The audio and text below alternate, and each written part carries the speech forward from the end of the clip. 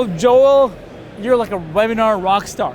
All right, I want to say you're the authority on webinar. Is that Appreciate a cool statement? Sure, you can call me whatever you want. I've done a couple of them in my day. Yeah. And I think you helped Russell Brunson with his webinar. I did, a couple of them, yes. See, it's fantastic. So I want to talk about webinar. Why should entrepreneurs pay attention to webinar? Why is the missing piece probably in their sales funnels? Yeah, I mean, so webinars work great for building a bond with an audience, right? I mean, you can use them in any step of the funnel. It can be cold traffic, it could be to your internal audience, and it could be bottom of funnel.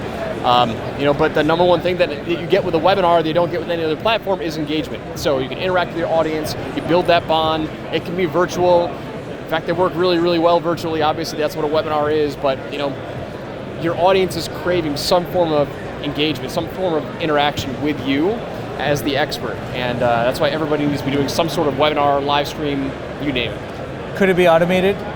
Yeah, I mean, it can be automated, and they do work well, but yeah, I mean, live, automated, evergreen, you gotta do them. Do you have a platform of choice you like for yourself? Doesn't matter. So I've seen great things from Event. That's a new platform. That's how do you spell that? Letter A, and then Event. Okay. EverWebinar is kind of tried and true.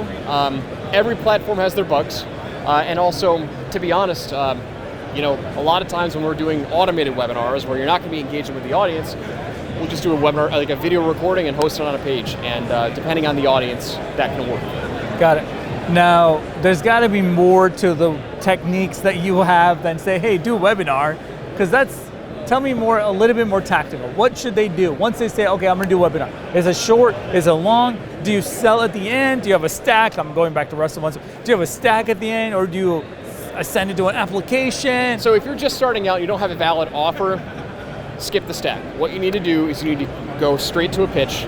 We call them mini webinars, right? So this is not using any software, this is not using any sort of automated webinar. Think of it like a video sales letter.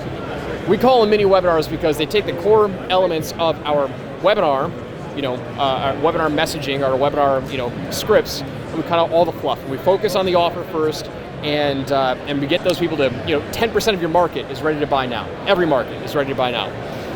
So focus on your offer first, get people to raise their hand and validate that offer and get them to a phone call. So make that offer, make that promise, and get them on the phone. If you have to make the offer, then there's the stack, no? No, when I say make the offer, I mean make the promise. Okay. You're not going to go through and say, you get this, you get this, you get this. I say, what's your core promise? I love that. Yeah. So what is your core promise, your core deliverable? Because if you can't get that right.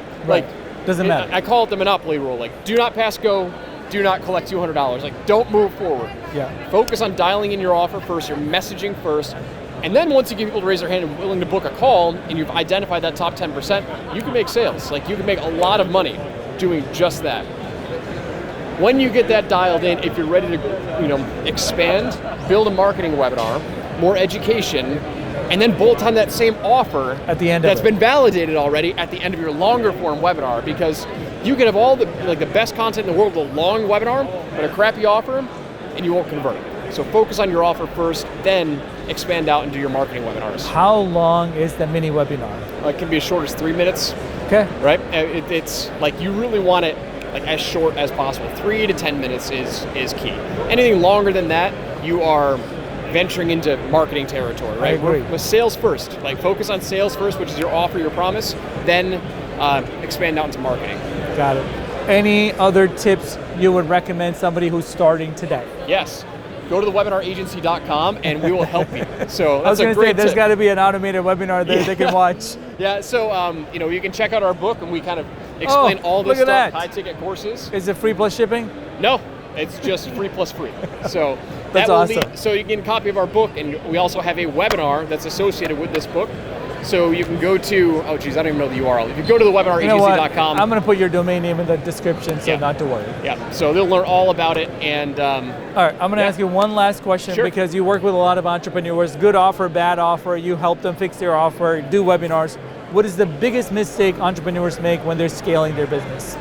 When they're scaling their business, the biggest mistake that they make is trying to scale a marketing funnel when they don't have their sales dialed in.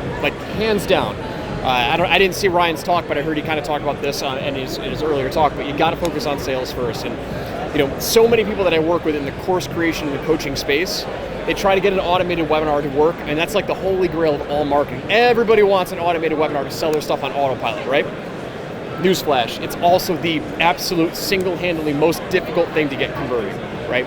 So focus on getting your crystal clear promise, getting people to raise their hand, booking a call first, and once you've got money in the bank, once you've got cash flow coming in, hire a marketing team to run the marketing stuff for you, because I'm telling you, it's hard. I mean, you probably run webinars, right? I run a webinar every Thursday.